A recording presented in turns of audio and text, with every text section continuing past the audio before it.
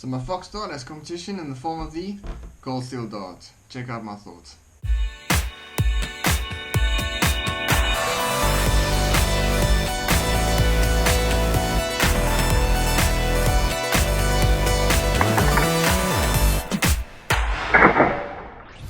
How's it going, guys? Welcome back to Quentin's and the Gun Guy. So back to one of my favorite subjects, which is knives. This just makes the category. This is the Coldsteel Delta Dart, part of the Nightshade series. This was sent to me by Shalto Schoeman from EDA Weapons Division, just for my thoughts and a review. Check out the link in the description for his website and his number. You can contact him for any orders or any questions that you have further on this product or any courses that you might be running for it. As per tradition, I'll be going through things that I like about this product or any special features, and then afterwards things that I don't like, because you can't like everything. I'll be drawing some comparisons between this Coldsteel Dart and my Fox Knives Dart, which has been in my EDC. The Coldsteel Delta Dart, it comes with a Securex sheath. This is actually sold separately in the US, but it seems like the South African market is imported together. This comes with your chain that usually comes with your dog tags. What I like about this is that it's not reflective, it's blacked out. So it's not going to be reflective in the evenings or stand out too much.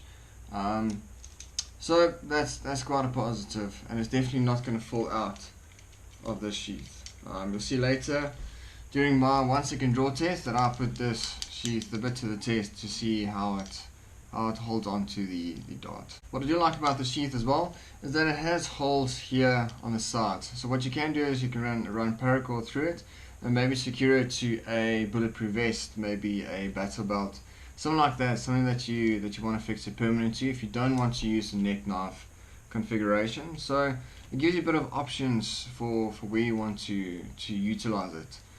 This can quite easily be utilized as a boot knife as well, and maybe just push it into your sock.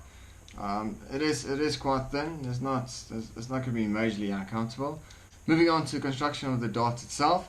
This is actually not a blade. This is a triangular shape. I don't know if you can see it on camera there. Triangular shape, meaning that you can't cut anything with it. It's difficult to cut with a polymer as well. This is polymer construction, the Zyx polymer. Nice thing about this is that this tip is super sharp. You are going to penetrate and puncture quite easily with this, and leaving a hole that's quite large. Usually in normal stab wounds close up quite easily. This definitely won't close up. And then moving on to this metal ring at the end. Not quite sure what this is for. It gives the Delta Dart some magnetic characteristics, meaning that without this, I'm sure that it's going to slip through metal detectors quite easily, because it's plastic. It's not going to pick up anything. So let's check out the effectiveness of using this as a weapon, and see how effectively it punctures through something. So let's check it out. Now, for the practical test, I'm going to use two different grips. The one is going to be a hammer style grip with a straight stab into the watermelon. Secondly is going to be an ice pick stab straight into the watermelon as well. I just want to test controllability penetrating a object, see how it feels, see how the control is, and see if this can handle it. Secondly, I'm going to go with this shirt. I want to check the controllability going through a material, simulating that going through material into a person. I know this isn't super scientific, it's not ballistic gel, but gives us a rough idea about controllability going into someone. Now first with the ice pick stab. Ready? Go.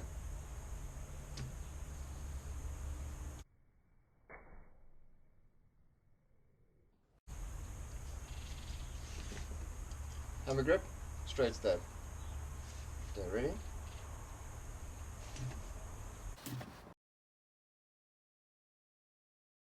Now for the test with the shirt on. So we're going to test how it goes through material and into our test subject, which is the watermelon. Ice pick stab first, again.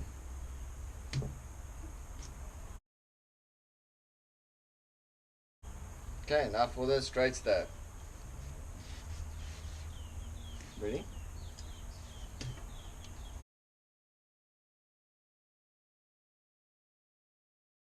So the two things we tested for was controllability as it goes through, and then if penetration actually occurred, and that was a thumbs up for both of them. Controllability, that felt perfect in hand, it just sliced through there. And then as you can see, that went through there, no worries. So as you can see, I'm super impressed with this particular product for use for defensive purposes. This triangular shape made a good hole in the watermelon, and with this tip it was super sharp going through. So I might just be in trouble saying that I trust my life carrying a polymer. So why would you trust your life in the hands of plastic? Well, I carry a Glock as well. I trust my life with the Glock, so why not this? This is Zyx, as stated earlier. So this is a special polymer formulated by DuPont, and it's part of the high performance thermoplastic polymer range. So this is one of the strongest polymers on the market today. My after point is 334 degrees Celsius, which is actually quite high for a polymer. Super strong construction. The same type of polymer is used in racket strings as well. Rackets and strings like violin strings, so this can actually take a beating in very thin form as well. So you can imagine this kind of thickness that it's going to be strong. It's going to last for quite a while. And moving down to the grip, this is actually a very comfortable grip. It's not going to irritate your skin rubbing against it the whole time. Skin in the stomach, that's probably a bit more sensitive. So it's not gonna be as irritating as maybe a more aggressive grip is, but it is still very grippy. So it's not gonna slide out of your hand once it's wet or covered in blood. However, it doesn't give as positive a grip as, let's say, a G10 scale like this is. I'm not sure why, but this G10 gives a bit of a more positive grip feel than this polymer. Now moving on to concealment, it is super easy with this. This is a very slim profile. I'm not a big guy. I've got a very thin frame, so I concealed this very easily during everyday life. I'm sure it's going to be the same for ladies as well, but if you're a bigger guy, it's easier to conceal. But this is super easy. It just blends into your clothes, sits in the middle of your body. So concealment definitely won't be an issue with this. However, what I saw is that you might give yourself away with this. You're not going to print with this. So there's different ways of giving away your concealment. Usually it's printing, let's say printing through clothes, fidgeting, if you fidgets with it. But one that I didn't actually think of was sound. You can hear this. So as this moves about, you can hear this clapping about. Also, the way it hangs is slightly low. So with this, I'm actually going to have to shorten it a bit just for my body, because it hangs quite low there, and then it hits against my firearm and my buckle. So that's going to make a noise every time that I move or walk, and that does get annoying. Secondly, is people are going to start questioning what's making that noise. So then immediately they might start looking for weapons, which you don't want to do, because if normal everyday people look for weapons, then bad guys are going to as well. This ring here doesn't really serve any purpose. I'm not sure what it's for. It doesn't give you enough gap to get your finger through it for better grip. It doesn't really help once you get a purchase on it to pull it out. I didn't find it really useful for that purpose. So it's not like your Delta Dart, which actually lets your finger go through it for whichever grip that you use. So this is actually quite annoying, and I'd actually cut it off. Just for the sound issue, that's gonna improve that, and then just for aesthetics, I'm sure it's gonna look better without this. Some of the guys have been using this to put carabiners on it. I'm not sure for what. It's not like you can put this in your keyrings and it's going to look like an innocent toy. It looks like a weapon, so if it looks like a weapon, you're going to have to conceal it, especially in South Africa. Now for the 1 second draw test. I use this to test the holster that I use for my firearm that I carry every day, and then also for defensive knives. So this counts as a defensive knife, I would say, a puncture type weapon. So I'm going to do the 1 second draw test to see if I can get to it and get it online within the 1 second. How secure is this? Let's get to that first. I can do this with the dart and it's not going to come out. This is a very secure system. I'm going to get it out and online from a concealed position.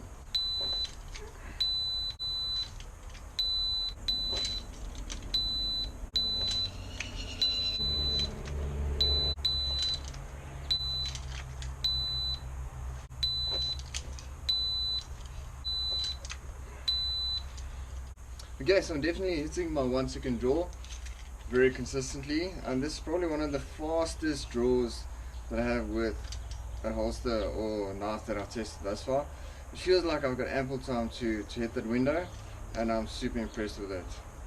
Very nice. As you can see from the test, I'm actually quite happy with this, carrying it for EDC purposes, and then I'll definitely trust this to save my life in an emergency situation. Overall, super nice product. I'm actually super impressed with it. I didn't expect it to have the puncture properties like it does, but it really cut through like a blade. So super impressed. Well done, Coldsteel. And again, contact EDA Weapons Division, link in the description, for any sales queries or any further questions. So definitely not a replacement for the Fox Knives Dart, but definitely a backup brother to it. You can't always get to it, and the nice thing is that this is dependent on which pocket you put it in. So whether you're carrying right or left. If that hand is busy, then you're basically stuck. It's difficult to get to your weapon with your offhand. This sits in the middle of your body, so I can get to it whichever hand that's available. So that's my thoughts on the Delta Dart. Super nice product.